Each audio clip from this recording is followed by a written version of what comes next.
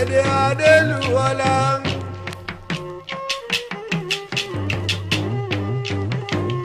Adélùwọlá ará Èrúwọ̀n ọmọ Ṣàgà.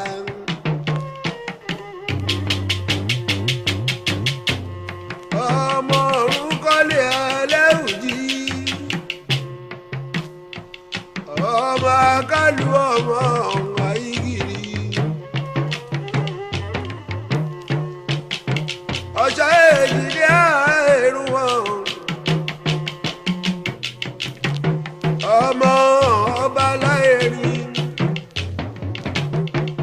Ọmọ ẹ̀gúrọ̀ ọkọ̀ ọmọ èjìdí lọ́gbọ̀n agogo. Ọmọ Eríjògùn ọlá. Ọmọ àbàtà bútú ọlọ́rọ̀ ọmọlé ẹ̀mọ́. Ìlú Ẹ̀gbá dọ́wọ́ ẹ̀ ọ́.